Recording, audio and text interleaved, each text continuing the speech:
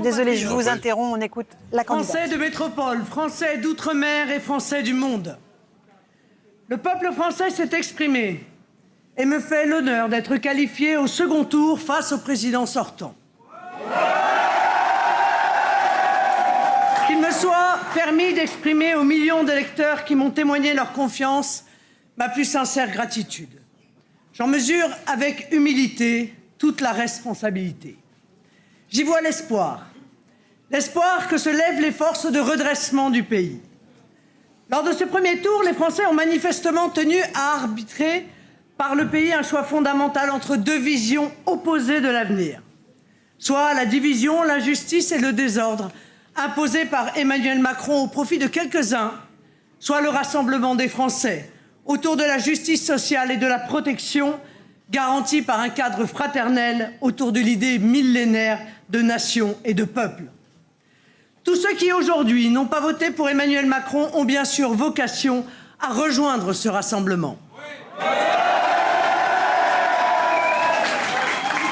Je me félicite que ce débat si essentiel, que je souhaite loyal et respectueux, puisse, durant ces 15 jours, se dérouler pour que le peuple français, le peuple souverain, soit en mesure de l'arbitrer par son vote le 24 avril prochain. Dans cette campagne, j'ai décidé d'être libre des attaches partisanes pour être au service de tous et de m'adresser directement à vous. Je continuerai à le faire pour être, si vous le décidez, au lendemain du second tour, sans exclusive aucune, la présidente de tous les Français.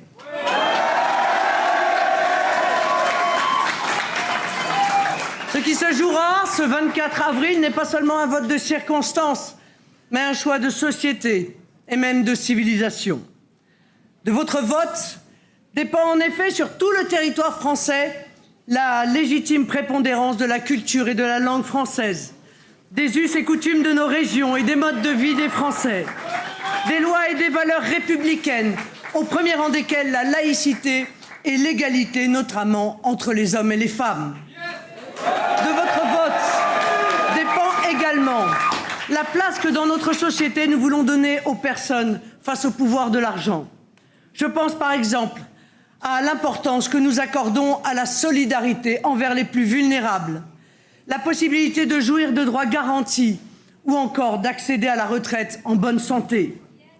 De votre vote du 24 avril dépendront enfin les décisions politiques du prochain quinquennat, mais qui en réalité engageront la France pour les 50 prochaines années.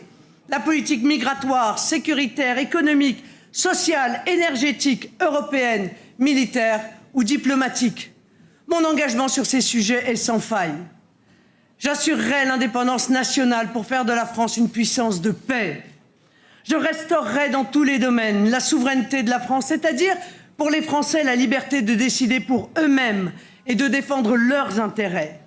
Je contrôlerai l'immigration et rétablirai la sécurité pour tous.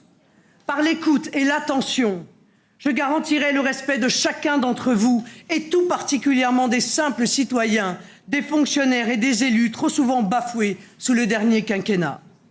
Ces derniers mois, je vous ai présenté sans détour, mais sans aucune outrance, les défis qui se posent au pays et les solutions que je vous propose dans le cadre d'un projet travaillé, équilibré et chiffré. C'est avec le même sérieux que j'entends sans attendre recoudre les multiples fractures dont souffre une France trop déchirée et qu'aucun pouvoir n'a su jusqu'ici réparer. La fracture sociale, territoriale, institutionnelle, culturelle, médicale, numérique. Je remettrai la France en ordre en 5 ans pour lui permettre de prendre une place éminente dans ce 21e siècle plein de promesses et d'opportunités. Car au-delà de ce redressement nécessaire, mon projet porte en effet de grandes ambitions pour le pays. Une ambition démocratique avec le référendum d'initiative citoyenne, avec une proportionnelle pour permettre à toutes les opinions politiques de s'exprimer et d'être enfin représentées à l'Assemblée nationale. Une ambition économique et écologique.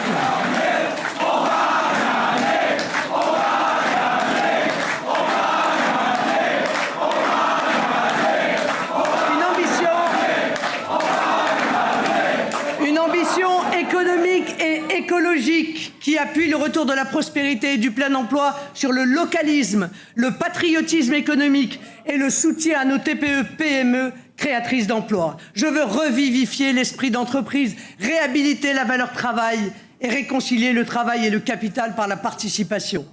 Une ambition sociale qui garantisse à tous une école du savoir, de la promotion sociale et de l'assimilation, le pouvoir d'achat, des salaires et des pensions dignes, un système de santé de qualité accessible à tous et partout, un logement décent. Notre pays doit s'enorgueillir de n'abandonner aucun de ses enfants, d'assurer l'égalité et la reconnaissance du mérite, d'ouvrir à chacun les voies du bonheur familial et de l'épanouissement personnel. Une ambition régalienne enfin, avec la restauration de l'État, renforcé dans ses moyens, son autorité, attentif aux conditions d'exercice matériel et moral de ses agents. Un État protecteur et juste, garant des libertés de tous, un État stratège au service de la nation, un État au bon endroit. Toutefois, mon ambition maîtresse est d'unir les Français autour de ce grand projet national et populaire. Un projet qui fait la part belle aux jeunes et fortifie le lien entre les générations. Un projet fédérateur pour ainsi faire à nouveau de notre nation une communauté de destin unie et donc invincible. Et de la France un pays qui renoue avec la prospérité et la grandeur.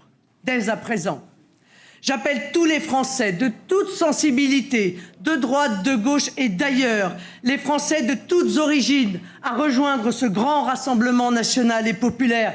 Ensemble, nous allons construire avec enthousiasme et conviction cette victoire pour mettre en œuvre la grande alternance dont la France a besoin et conduire avec bonheur